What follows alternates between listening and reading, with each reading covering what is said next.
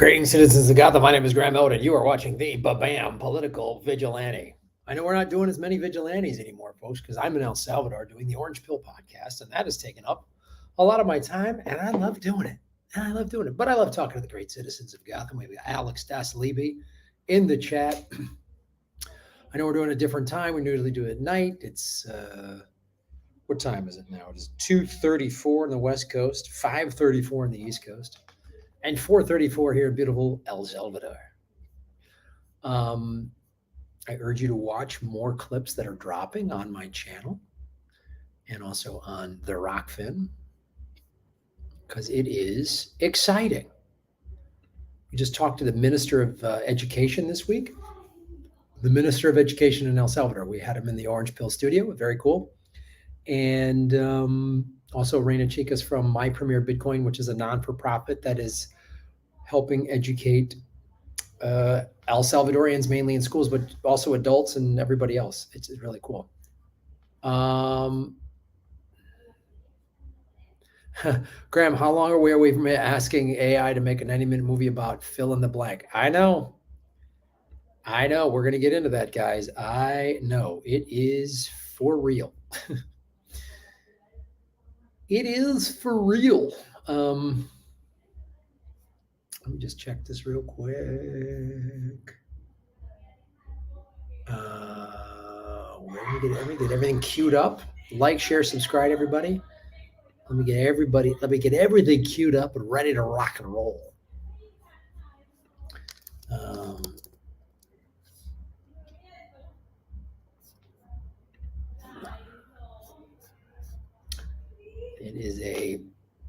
It's a big day.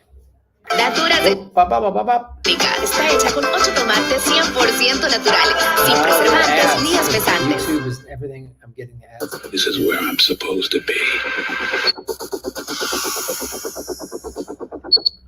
It is a. All right. We're getting everything queued up. Hello, Graham from Kentucky. Right on. Minister of Education interview was fascinating about Salvadorans learning about finances. Yeah, it's amazing what's happening here. It's amazing. It's really cool. And Alex Daslibi, I've run into several Germans that are down here that are Bitcoiners as well. It's pretty cool. Hello, everybody. Let me know where you're watching from if you're on the YouTube. We also have people watching over on the Rockfin, and we're live streaming on Twitter. I will never call it X. It's Twitter.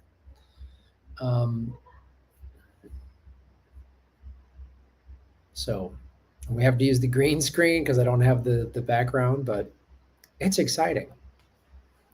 The episodes of Government Secrets, we've done 2 of them now since I've been down here, which have been really cool. Hello from Texas. What's up? Michigan is here. Right on. We've got Germany. We've got Kentucky. We've got Texas. Right on. Good to see everybody watching from all over the world. The citizens of Gotham have no actual borders.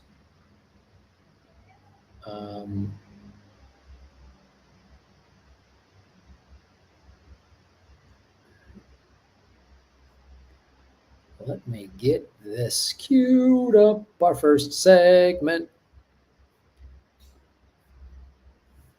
Yo, Matt S. in California. Matt, good to see you, brother. I wasn't old enough, but what were your thoughts on the internet revolution, 95, 96?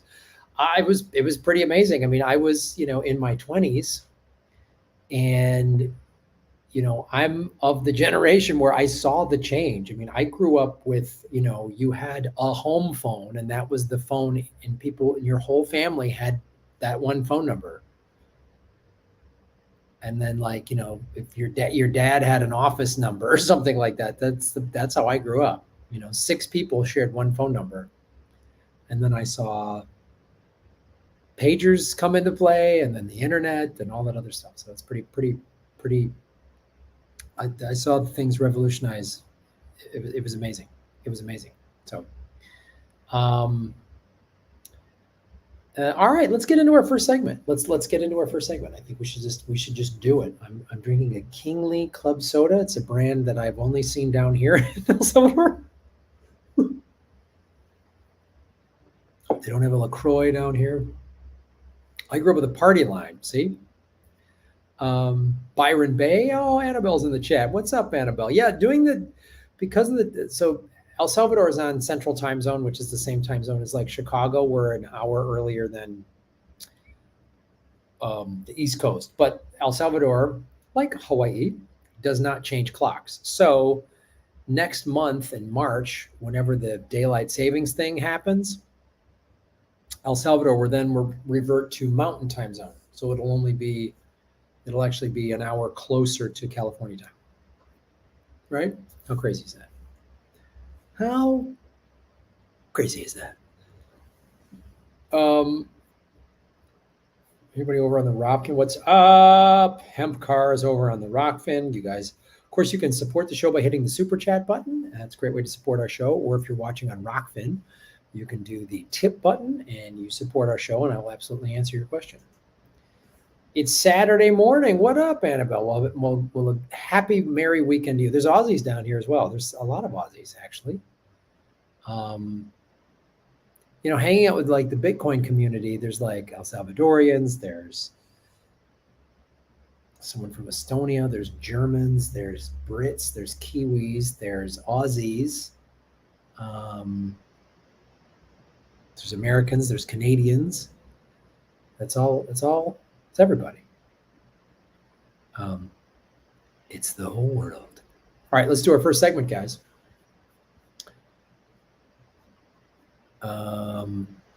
I'll be back in less than 10 seconds.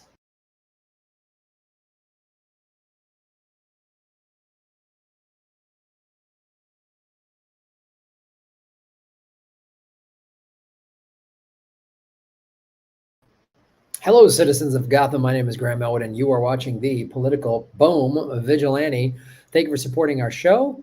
Of course, you can support our show. The scroll below can tell you how to support a show with the super chats. You can super chat the show, the videos, Venmo, patreon.com/Graham Elwood, rockfin.com/Graham Elwood, all great ways to support what we are doing. And of course, I have a P.O. box if you go to grahamelwood.com. Some of you like to stay off the grid, but you still support the show. We very much appreciate that. So, if you followed the show over the last summer, I was walking the picket line because SAG-AFTRA, the actors union of which I'm a member, and the WGA, the writers union, we were on strike. And there was a lot of issues on the table. One of them was AI. And this is like, AI is here. It is here. And in the last year, it has revolutionized and changed many, many, many things.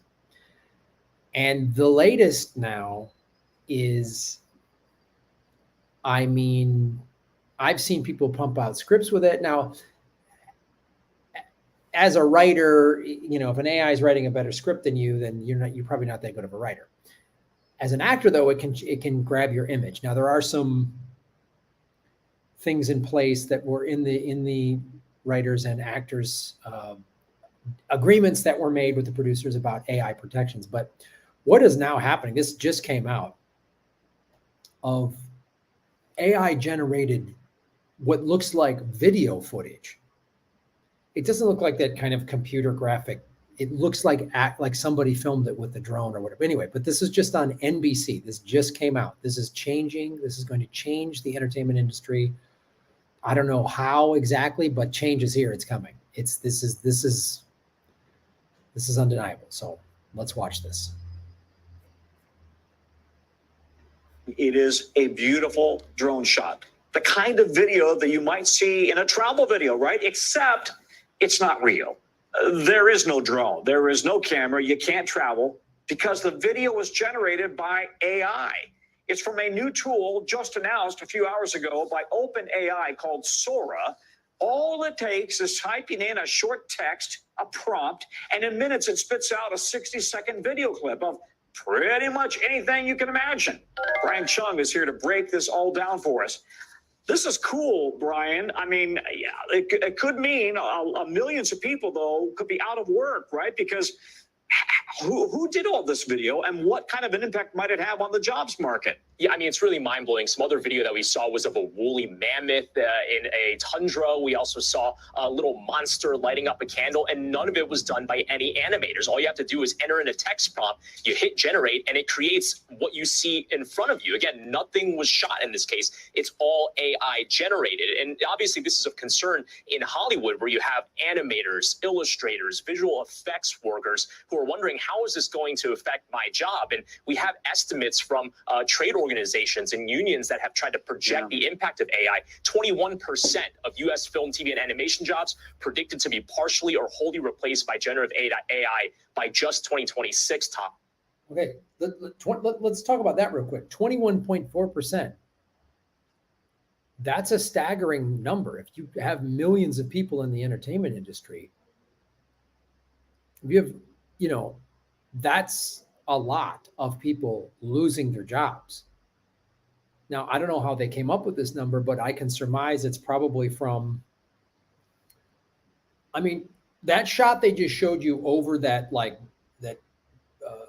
beach, by the cliff and everything. To do a shot like that, you would need, probably a crew of 15 to 20 people to do a shot like that. You need a drone operator. You'd need, a whole crew to monitor that, whatever. You would need a lot of stuff. And then you would need editors to put that together and all that. Back in the day before drones, you would need to hire a helicopter, which was really expensive. So technology keeps changing the business. But just to show you what that means. Again, that shot of the woolly mammoths running in the snow, that's an extinct animal. So to shoot that shot, you'd have to get regular elephants and dress them up or put, green stuff on them to do green screen. So then there's CG, the CG team, the animator team, you'd have to get them again to shoot that in the snow. Like there's a lot of jobs. And this is someone in my industry. It's a little like, oh boy, this is a little scary. But let's watch more. So this is already happening. And I have to also point out, this tech is from the makers of ChatGPT. So very much a big technological jump for that company. Yeah, but scary. Brian, what if I typed in right now, I want Brian Chung to tell me about the stock markets, and then I want him to walk down the street and buy a Starbucks? You wouldn't need me to do that. It might, and you wouldn't need to do me. But here's the thing. There are some things inside the announcement today that came from OpenAI with regards to the way that they would protect you, for example, using my likeness. So usage policies that they already have in place, the company says, will reject violent or hateful images, sexual content, celebrity likenesses, IP of others. They also say that they're engaging policymakers, educators, and artists as they develop and test this technology, which, by the way, OpenAI tells me they don't plan on releasing to the public anytime soon. But regardless, even if they say that, what we've seen is that in practice, it's hard to stop. The issues with the deep fake porn, for example, with Taylor Swift's likeness, just illustrates how difficult it is to police these things. With video, it's very much an issue. Yeah, and you got to worry about the impact on elections. We're already seeing AI used in fake election campaigns. You got to worry if it's going to get this sophisticated. You can't tell the difference. Where is this headed? I got 10 seconds for you. Yeah, and that's the thing where they're trying to consult, again, policymakers and industry groups. But what that yields in the long run, it remains to be seen. But again, not yet released to the public. But at some point, it very much could be very prevalent in the entertainment industry and beyond, Tom. Thanks for watching. Stay updated about breaking news. So, yeah, it said that there's these parameters. It just said that they're about, you can't depict violence or this other graphic stuff and likenesses, and people have done these deep fake videos. But what my big question here is, what about the legal ramifications? What if somebody makes a video, and it looks like I'm breaking into somebody's house or something like that? And it looks exact on, and you tell the AI, make it look like security cam footage, and have my car pull up with my license plate on it, and the cops go, yep, there's his car, there's his license plate, it's registered to Graham Elwood, that's him. You got to hope that I'm like, oh no, I was on stage in another city or something, like I have some hard evidence. But you could use this for any number of reasons to just make people look guilty. Not to mention political stuff, I mean, here's a video of, whatever. Netanyahu could make some deep fakes going, oh, Hamas has killed all of these. Remember on October, right after October 7th, it was, oh, Hamas killed 40 babies, and that was completely debunked. That's been completely debunked. What if Netanyahu decides to just get an AI deepfake to show this horrific thing and say, see, we have evidence? I mean, there has to be way more regulation on this. I'm sorry. I don't know how else you get around this, because you're talking about a lot of people losing jobs. So now here's a great question from the chat. Alex Das-Levy, thank you for supporting our show. Did you see AI George Carlin January 12th-ish? I'm unsure if it was only the voice and art. I thought stochastic parrots couldn't make jokes, but they think one word at a time. I hope a human wrote a Carlin-inspired set. Now, I do remember that. And I remember George Carlin's daughter, who I've met, and I follow her on Twitter, was like, yeah, that's not my dad. Nice try. But yeah, exactly. Somebody could say, what are they going to just like, oh, we found lost, Miles Davis music and just play it. But it's a valid point you bring up, Alex Das-Levy, and thank you for supporting our show. Folks, you can do what Alex Das-Levy just did and hit the super chat button and support our show in any number of ways. But this is really crazy. It's going to replace jobs. It can be used for any sort of criminal activities. And who knows what? I mean, what if, we talk a lot on the show about Epstein, right? We talk about all of the hard drives and stuff that were seized by the FBI at his compound in Virgin Islands, his compound in New Mexico, and his penthouse in Manhattan, right? So how do we? And let's say that those videos and stuff get put out, and it shows very powerful people committing sexual assault with minors. And it's like, oh, here's the evidence. You guys are guilty. And they say, oh, it's an AI. It's a deep fake. How do we know? And some of these evil people that are part of the Epstein world, what if they just made AIs deep fakes to say, oh, see, this is fake? I don't know. I'm just like really extrapolating here, but it's really kind of scary what could possibly happen. So I don't know. We're going to keep following this. Obviously, this could directly affect me in many, many ways. There's places I use AI and I see its benefit. There's a company where you can use AI to, like, if you have a Zoom conference call, you can have an AI transcribe it. It's amazing. And transcribe it and summarize what it said. I've personally used AI for contracts. Somebody gave me a contract and it was in all this legal thing. And there's a legal AI prompt you can give it and say, please break down these. This is a license. This is this type of contract. And it broke it down and said, oh, paragraph 6A is basically saying this and saying that. And that was helpful. But I don't know. We talked about it on the Orange Pill podcast with Max and Stacey, how it could possibly change entertainment. We'll see. We'll see what's going to happen. So thanks for watching the show. Like, share, subscribe. Follow the Money Connected Dots and get the truth. And we don't even know what the truth is now. Maybe it's AI. Maybe I'm an AI. Maybe I'm floating around. And as a result, let's put this in the chat right here. Matt S. Nvidia stocks are soaring from AI processors. Look for corruption in the tech markets coming soon. Wow. Yeah, I know. Could we get AI to artificially pump up the price of a stock or artificially drop the price of a stock or a crypto to buy more of it? Matt S., shave your knuckles for justice. That's a great point. Follow the Money Connected Dots, guys, and get the truth and shave your knuckles for justice. Boom.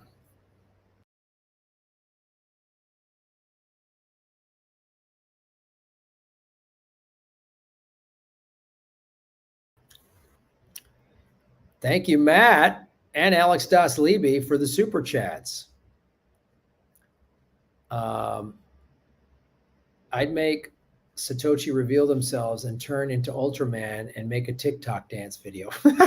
Robert Pookie Ray, what's up? I'm all for technology. CGI and film was the start, but yeah, I know preppers may be onto something. I know.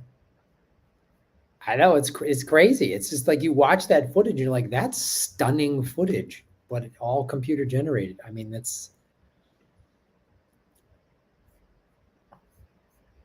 is crazy times.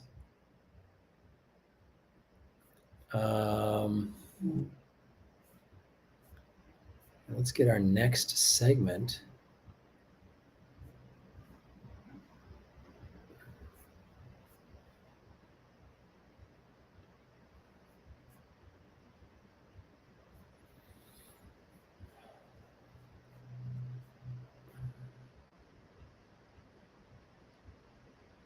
There it is.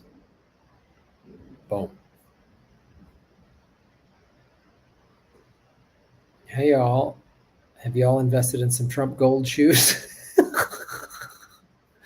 What a clown car our country is. Trump's gold shoes. Just nuts. Just nuttiness. Nuttiness.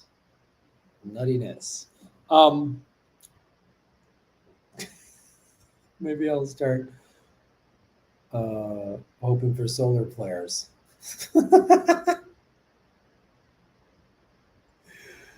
Oh, funny. You all are very funny. When I saw the new studio, I thought you moved. Yes, I'm living in El Salvador. And so I use the studio up in San Salvador about 3 days a week. I live down at the beach. So I'm just in my apartment right now. That's why you have the virtual background. And that studio is really nice. It's got, several cameras. We can have 2 guests in there, and it's the 3-camera shoot we can use. This is, it's really awesome. And we're even tweaking it out even more. We're trying to improve the sound up there. It's really, there's a nice staff, nice crew that works there. It's really, really cool. It's in this cool neighborhood in San Salvador. Why El Salvador? Because that's where Max Kaiser and Stacey Herbert do their Orange Pill podcast. This is Bitcoin country. The Orange Pill podcast is a podcast where we talk about Bitcoin and finance and how Bitcoin relates to finance and El Salvador. And that's the Orange Pill podcast. And that's going to be expanding. We're going to be doing a lot more stuff with that. So keep tuning in. We'll be with Max and Stacey on Monday. We usually go Monday, Wednesday, Fridays at 3:00 Central Time, 4:00 Eastern Time, 1:00 Pacific Time. This is an AI talking. Real Graham is surfing. I'm just being AI Graham. Shave your knuckles for justice. AI. Follow the money, connect the dots, and get the truth.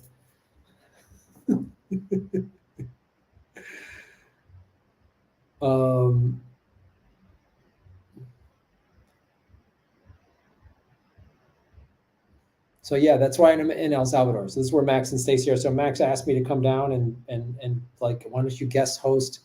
Because the Orange Pill podcast, they've been doing that for several years, Max and Stacey. And when they moved down to this country about 2 years ago, and they started working with the government, with the president, right, President Bukele, and so they haven't been able to do an episode since like July or something like that. So they really wanted to keep the show going. They're just too busy. And so I was like, in conversations I had with Max when I saw him in October and again in November, I was like, I'd like to come. He's like, come on down, man. We got the studio. It's great. Nobody's using it. You can use it.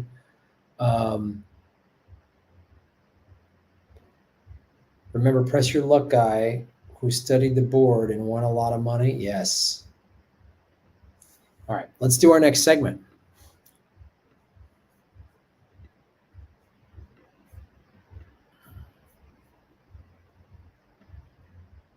All right, I'll be back in 10 seconds with our next hot, fresh segment. Ready to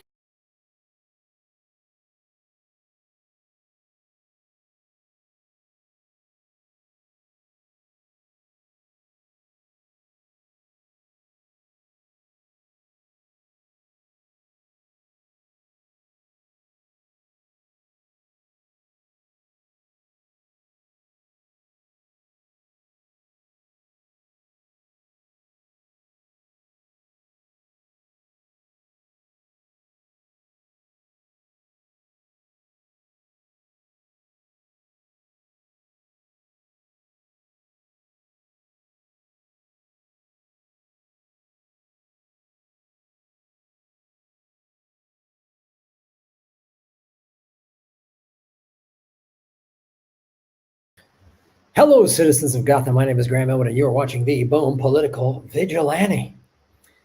Well, so we've been obviously following what Israel is doing to Gaza, which is pretty awful. And we've seen Hillary Clinton say some ridiculous stuff like, asking for a ceasefire helps Hamas and all of this crazy stuff. And Hillary Clinton claims to be this big feminist. Well, there's a new video out of a doctor that was working in a hospital in Gaza and just coming back on who the majority of the people they were working on. It's women and children. And so this, I saw this retweeted by Katie Halper, a friend of the show, and she writes, "Hi, Hillary Clinton. Thought as a feminist you'd want to see this. This is Professor Nick Maynard, Oxford surgeon who returned from Gaza. I operated on far more women than I did males." He said, "I operated on far more women than I did males. We saw mainly a lot of children coming in with the most appalling injuries." So this is this video. Things were far, far worse than we had expected. Appalling injuries, mainly in kids and women. There's a narrative, of course, being held that they're only targeting Hamas militants, therefore young males. I operated on far more women than I did males. We saw mainly a lot of children coming in with the most appalling injuries. Many of whom you knew were going to die, and you couldn't give them any relief. There was often no morphine. There was nowhere for them to die in dignity. So often they were just literally left lying on the floor with the corner of the emergency department to die.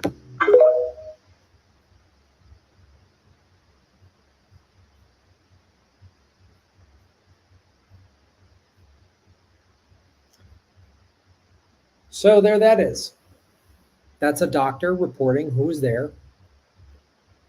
So again, it just debunks this narrative that Israel is doing these targeted attacks and they're just hitting Hamas militants and hitting these young male terrorists. There's a doctor that was there saying, nope, it was mainly women and children I was working on, and there's not even morphine or medical supplies. People couldn't even die with dignity. Not my words, not Katie Halper's words, a doctor's words who were there. So what Israel's doing is appalling. I don't support it any way, shape, or form at all. And it's not anti-Semitic to say that. It is, I'm opposed to war and genocide. And that's what they're doing. Over 12,000 kids have died. Bombing hospitals and schools and mosques is not stopping terrorism. So Katie Halper, who is Jewish, is against this. Jewish Voices for Peace is against this. Bet Salim is against this, which is an Israeli organization. Breaking the Silence, which is ex-Israeli soldiers, are against this. Jews around the world are against this. Just about every single country in the UN is against this, except the United States. So, as I say in this show, vote with your dollars and don't vote for any politician that has supported this genocide. Don't vote for them. And Biden administration is awful. They fully support this, but so do the Republicans. And this notion that like Trump's going to come in and stop this war is preposterous. Trump, he moved the embassy to Jerusalem. I mean, Trump, that's what the Christian evangelical right wants to do, is put a wall around Jerusalem so Jesus comes back or some crazy thing like that. And that's why there's all of these like Christian Zionists that are insane.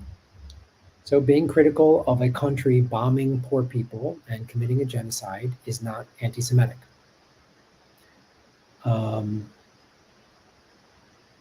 Yeah. There it is. There's a doctor who was there coming back telling the truth. You can believe that, or you can believe the propaganda. And you can't bomb hospitals and schools and kill tens of thousands of children and then play the victim. You don't get to do that. That's not how that works. So, it's all about money and oil and, we're sending, Biden has circumvented Congress. Congress hasn't been asked for military approval. You know, a president hasn't gotten approval from Congress since World War II. I mean, you name it.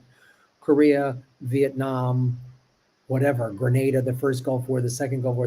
Presidents just, and we're giving all this money to Israel, which Israelis have free health care. We don't.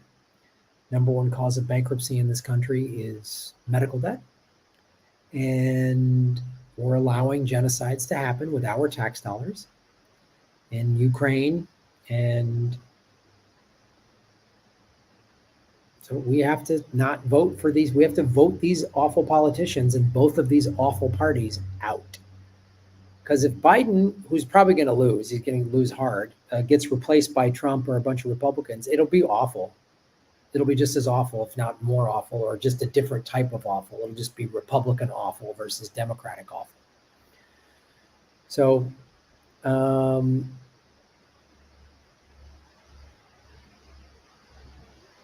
you know, as we've shown you on the show by following the money and connecting the dots, the military-industrial complex fuels both parties and has been, that's why since 9/11, 22 and a half, 23 years ago, there's been bipartisan support for the war budget. The military budget has increased every single year since 9/11. Doesn't matter who's in the White House, who controls the House or the Senate, Republican, Democrat, doesn't matter. Every year the budget gets increased. Every year, every year, every year. So that's why America is funding genocide. So reject all of this as best as you can in whatever way you can. Follow the money, connect the dots, get the truth, and shave your knuckles for justice.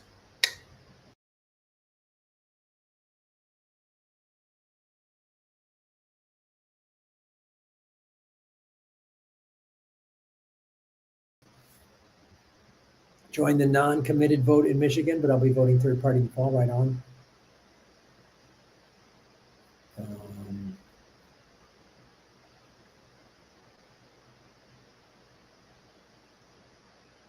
Yeah. Jerusalem should be internationally owned city administered by the UN. Is the food better in El Salvador than the USA? I like the food here a lot. It's pretty good. It's a little tougher to be a vegan down here. I've had to be more of a vegetarian down here, but the military-industrial complex is the worst vampire on the planet, sucking up as much taxes as possible to spill as much blood as possible. Yeah.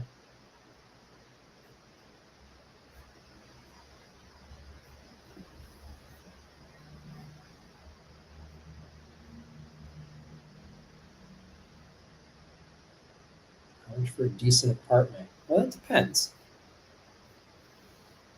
Down here in El Salvador, you can get something. I mean, 300, 400, 500. You get a nice apartment for like 800, 900 in San Salvador. If you want to live like right on the beach, it's more expensive. If you want to live in the city, there's, you know, but you could spend 1,500. I mean, but for 1,500 bucks, you could get like a 2-bedroom, 2-bath. I mean, it's nice. How long are you going to stay in El Salvador? Is weed legal there? Is it any good? I don't smoke weed, so I don't know. I don't think it's legal here. I'm going to stay here for a couple months. I got to come back to LA for a little bit in April, but then there's a project here that's starting to expand and take shape. I'll tell you more about it as it becomes official. I might be filming some stuff down here, so kind of going back and forth between LA and El Salvador. But I'll be spending way more time down here. Yeah.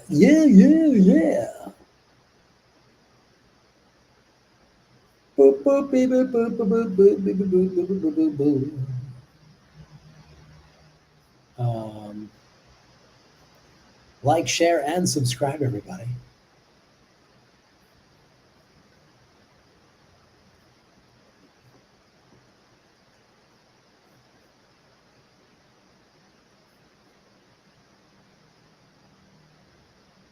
What else? Switch to live chat to see my last comment. I'm in live chat. I don't know what it means. Yeah.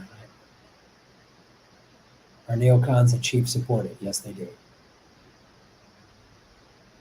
Are there any golden Trump shoes in El Salvador? No. Yeah, Katie Halper is a real journalist.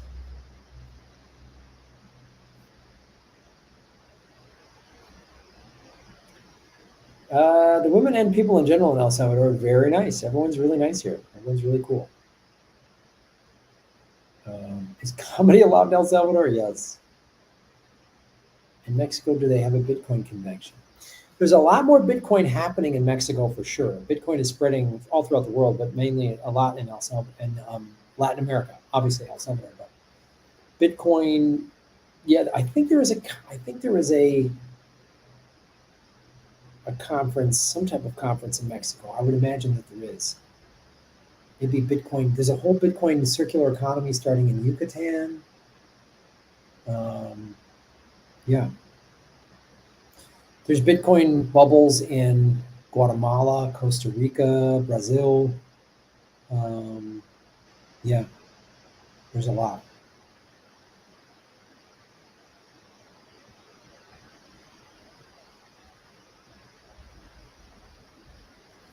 There is a lot. I don't know if there's anybody over on the Rock fan saying anything over there. Good to see you on the Rock.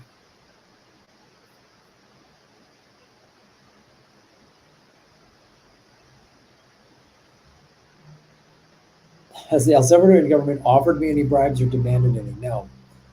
They've not. They don't bribe anybody. That's the thing what Bukele did. He arrested all of the gang members, like 60 or 70,000 gang members, and the gang were so corrupt that they infiltrated the government. So he's got rid of government corruption. I mean, it's pretty amazing. It's pretty amazing. I mean, there's a couple of past El Salvadorian presidents that just took money and split. He has made some politicians return money that they stole. So I don't see any. There's none of that bribe corruption stuff at all. Not by the police. I haven't seen any of it. I haven't heard of any of it. It used to be very, very prevalent, but now it's virtually non-existent. Because I don't think anyone wants to go to this supermax prison that was built by Bukele. So, in 2021, El Salvador's economy grew by 11.2%, while growth moderated to 2.6%. In 2022, and is expected to average 2.8% in 2023. Well, 2021 is when Bukele made Bitcoin legal tender, and in March of 22 is when he arrested all the gang members.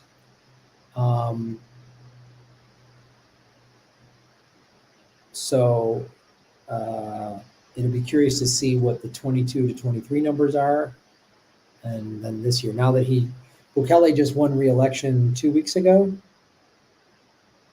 2.5, almost 3 weeks ago.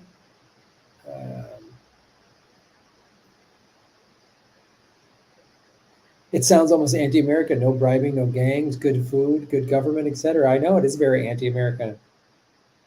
Bukele just spoke at CPAC, which is a very right-wing conference, I know. But when they asked him to speak, I was like, does CPAC know he's kind of a lefty? He's not a socialist or anything. He's kind of left. But here's what he had to say. I'll show you that. He said some great. His speech up there was pretty amazing. I mean, I know CPAC has a lot of right-wing nutbags in it, but Bukele was just schooling them. They asked him to speak, and he said, sure. If CPAC wanted me to speak, I'd go speak. Of course I would. Let's find this.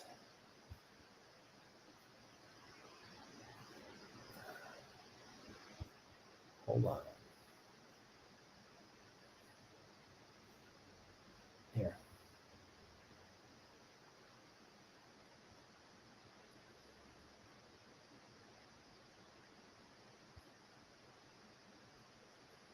I'll show you this.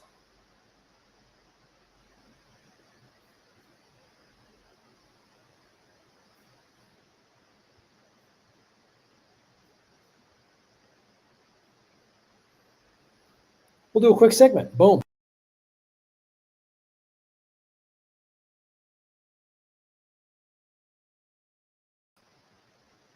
Hello, everybody. My name is Graham Elwood, and you are watching the Political Vigilante. That's right, citizens of Gotham. You're in the right place. I have been down here in El Salvador, where President Nayib Bukele was reelected February 4th, I believe, with 85% of the vote.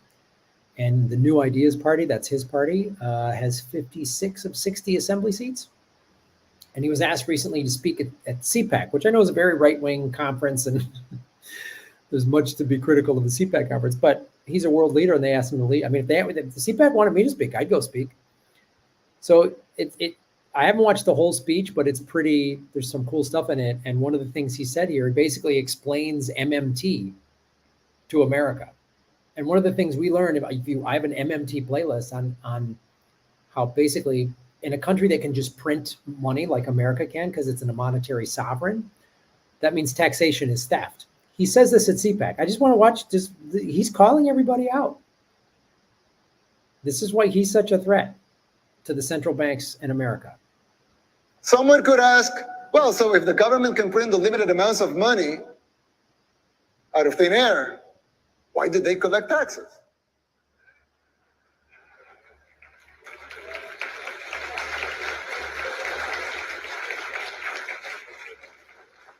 I mean, in theory, it would make sense, right? If they can print unlimited amounts of money, why would they need taxes for? The answer is simple, but it's very shocking. The real problem is that you pay high taxes only to uphold the illusion that you are funding the government, which you are not. It's shocking, but it's true. The government is funded by money printing, paper backed with paper, a bubble that will inevitably burst. The situation is even worse than it seems, because if most Americans and the rest of the world were to become aware of this farce, confidence in your currency would be lost, the dollar will fall, and the Western civilization with it.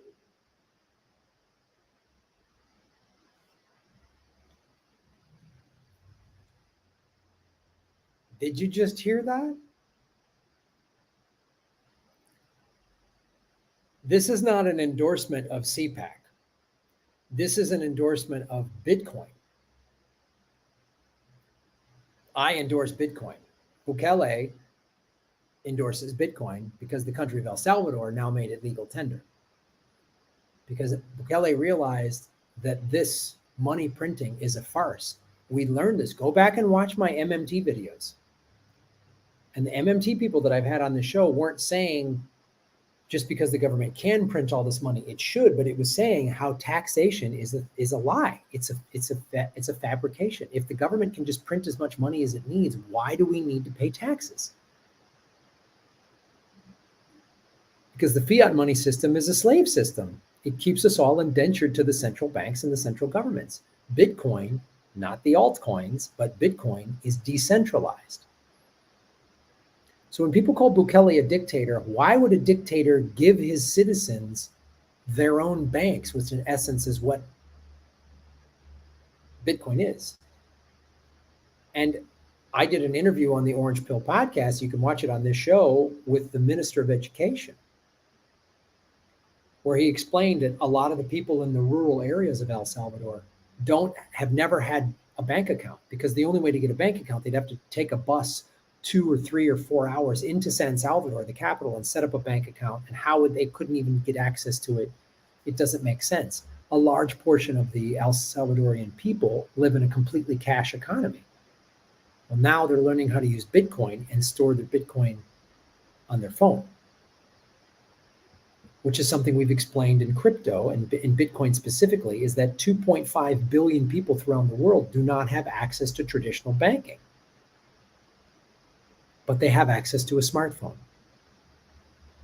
So this is why what Bukele is saying and doing is revolutionary.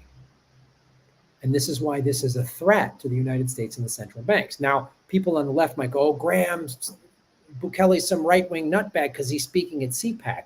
No, he is not. He's put in all these social programs. I spoke with the Minister of Education. You can watch the full interview.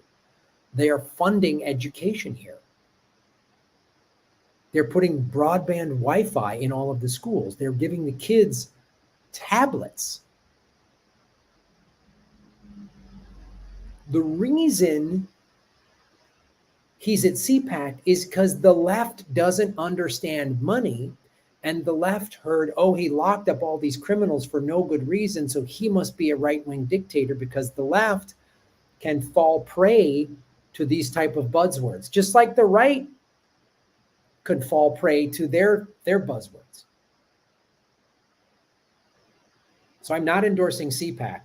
I'm glad Bukele would say this at a CPAC conference. He would say this. He was asked to speak at the Green Party convention.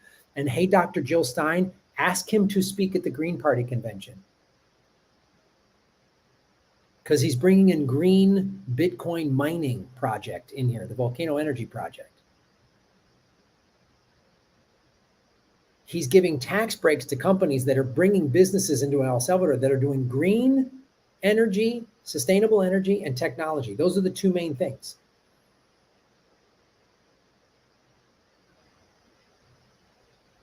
It's not where he's saying this, it's what he's saying. And he said these kind of things. He's called out the lies of money printers and American governments in all kinds of, but the left won't embrace this guy. So if the only people that want to talk to him are Tucker Carlson and CPAC, well, that's where he's going to go talk.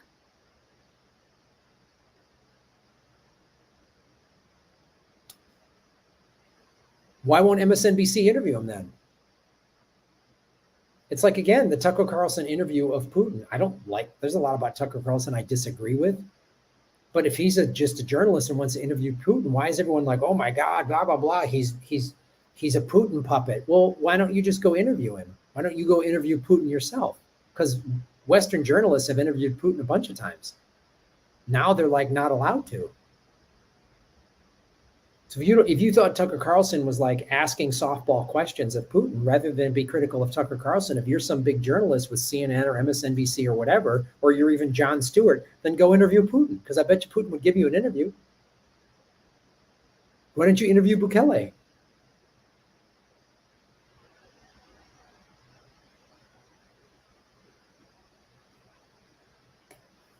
It's like when Bernie held a town hall on Fox News.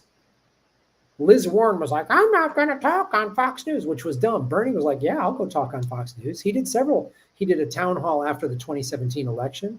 He did a town hall debate during the 2020 Democratic primary. It shouldn't matter where you talk. If your ideas are good and they make sense, you tell them anywhere. I would go talk at any right-wing convention, anything. I'd tell my lefty stuff. I wouldn't back down from being an anti-war, pro-labor socialist. Bukele's not backing down. This is why he's a threat. Because he's calling out the lies of America and the central banks and the Federal Reserve. He said it in an interview. I think it might even been with Tucker Carlson. He goes that the Federal Reserve is neither. It's neither federal nor reserve. It's an illegal banking cartel.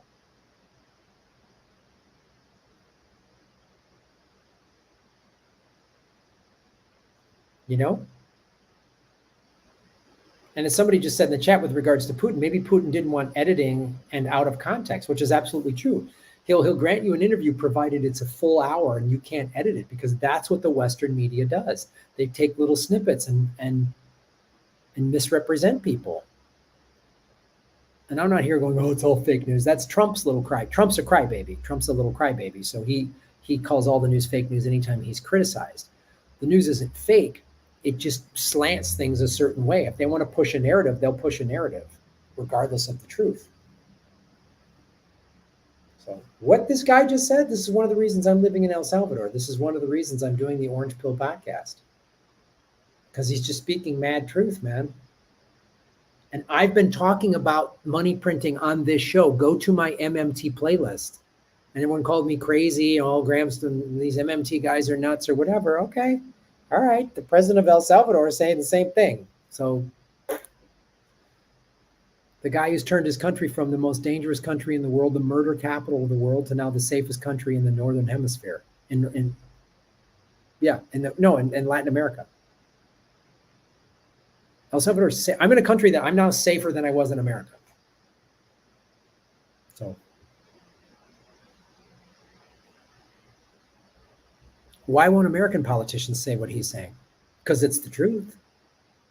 I've had economists and scholars on this show talking about MMT and why this country can just print whatever it wants, so there's taxation is theft. PhDs, college professors, several on this show. And Jeff Epstein, not the bad one, the good MMT one. Fidel Kaboub we've had on the show. I mean, he's an economist professor.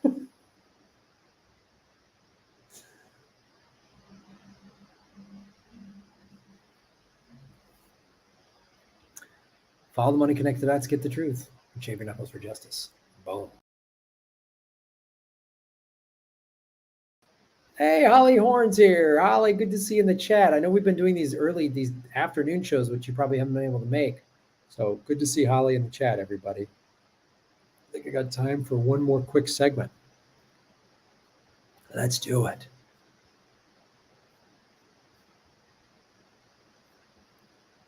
If this was 20 years ago, they would have said, what's with this streaming in Netflix? Go to Blockbuster. Once elected, U.S. politicians have to bow to its system of representative government by, yeah, you're right.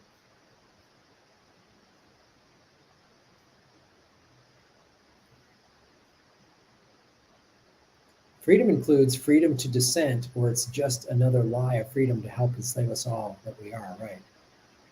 Dissent should be a right, and it should be allowed against anything, or freedom is a lie. Interesting. Taxes should be voluntary.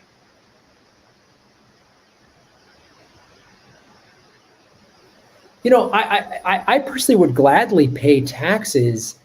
If my government wasn't just printing money willy-nilly, if my taxes actually went to fund things, I would gladly pay taxes if it meant, oh, we had free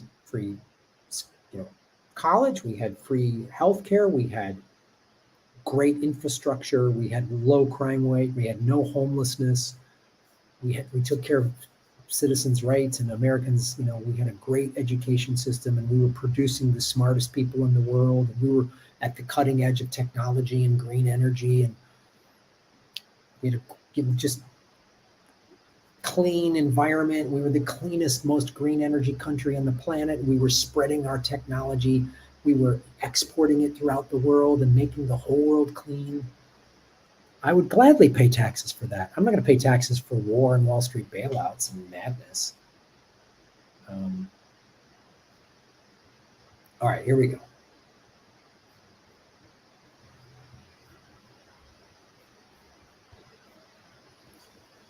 We'll be back in less than 10.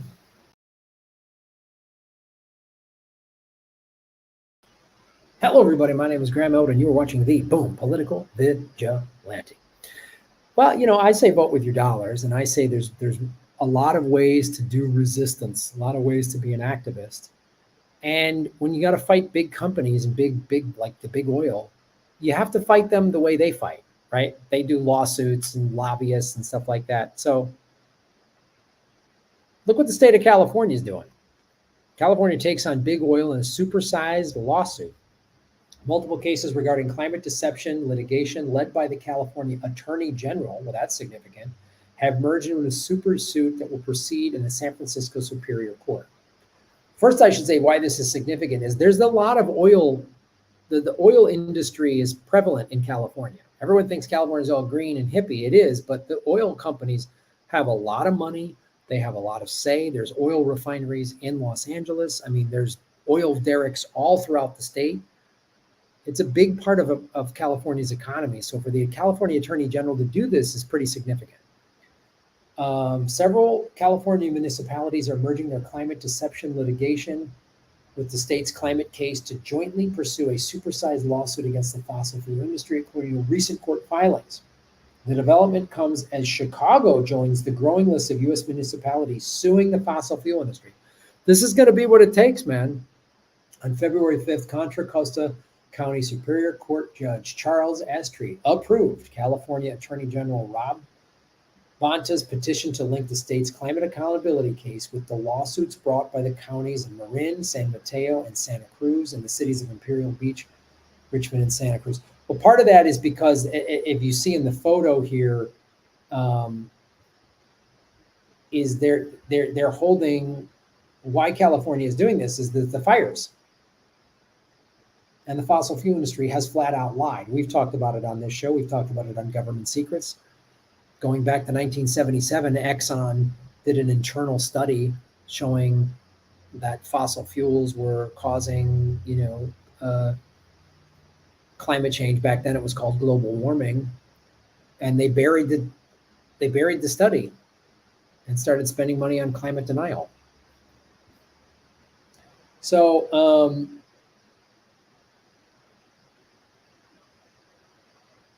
the joint suit called the Fuel Industry Climate Cases will proceed in San Francisco Superior Court, where Bonita filed the state's lawsuit last year.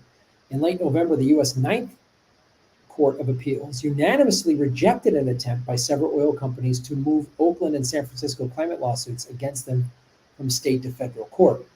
Yeah, because Biden, who signed more drilling permits than Trump.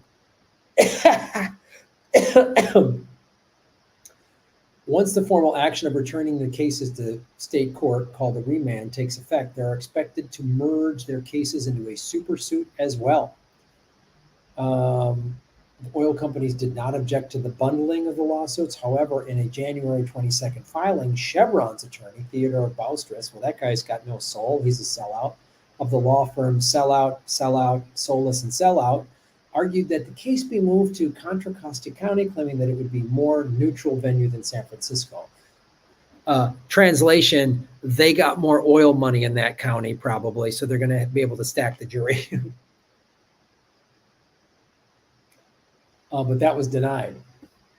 The California lawsuits brought between 2017 and 2023 contend that the decades of successful disinformation campaigns by Chevron, ExxonMobil, Shell, and other oil companies about the main cause of climate change, burning fossil fuels, effectively delayed the energy transition and exacerbated the climate crisis and consequent damages. Well, this is good.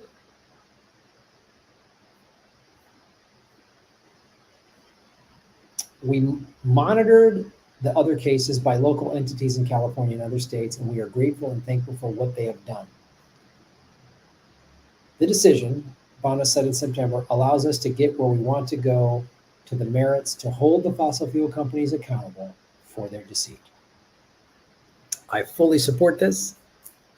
This is what you have to do. Protests and stuff are great, but you have to hit them where it hurts in court.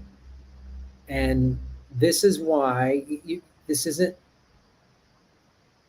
when I say vote with your dollars. What I mean by that is a lot of things. So one of the things that did this was public pressure, pressuring your local politicians, Californian voters, pressuring their local politicians to these fossil fuel companies have been lying. The evidence that they've lied. I mean, we have the covered up studies, the whistleblowers have come forward. So this is why I know everybody, wants to just vote every 4 years and one politician comes to the White House and yay. This is why I don't hang all of our hopes on electoral politics, but this is why voting, especially in local politics, matters. These are local municipalities doing a collective lawsuit against the big bad oil companies. So how does this happen? You petition your local representatives, your state assembly members, and your federal and Congress people, but your state lawmakers, your county supervisors, your mayors, your governor, and you come down on them really hard and you say, we're going to vote you out of office unless you guys do something. And California is, because of the wildfires, it's really gnarly and it's cost tens of billions of dollars. Santa Rosa in 2018 or 2019 was basically burned to the ground. You have all these communities in California that have suffered severe damage, physical damage, financial damage, people dying, people losing jobs, health problems. So you have to go after these big companies. And one of the way you do this is, as somebody put in the chat, think global, act local. When you pressure local politicians, hey man, you need to fix this or we're going to vote your ass out of here. They snap too. They snap too. And then you get a big lawsuit like this. So These are the kind of wins we need. This is the kind of pressure you need to put on there. Follow the money, connect the dots, get the truth. Support what we're doing, guys. You can go to Venmo at Graham-Elwood. You can go to patreon.com/Graham Elwood, rockfin.com/Graham Elwood. I also have a website, grahamelwood.com. Sign up for our newsletter. It's free. You get a free vegan smoothie recipe. There's merchandise you can buy with a PV logo on there. And I got a P.O. box. Some people like to support me off the grid. You go to the P.O. box. It's all at grahamelwood.com. Follow the money, connect the dots, get the truth, and shave your knuckles for justice. Boom.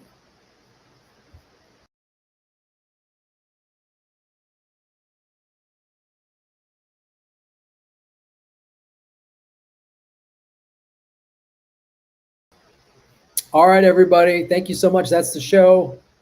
I'm going to go have dinner with some friends. It was great to see everybody in the chat and see, people we haven't seen in a while. Annabelle, Holly Horn, thank you so much. Monday, we will be doing the Orange Pill podcast with Max and Stacy. That'll be at 1 o'clock Pacific, 4 o'clock Eastern. A well-regulated government being necessary to the security of the free people, the right of the people to keep and bear freedom to vote on everything government wants to do shall not be infringed. Thank you, Dave, for posting that. Great chat. Thanks for the support. Thank you for Matt S. and Alex Levy for doing super chats. Thank you for Holly Horn, our moderator. Thank you to everybody over on the Rockfin. We appreciate it. And have a great weekend, everybody. Bye-boo.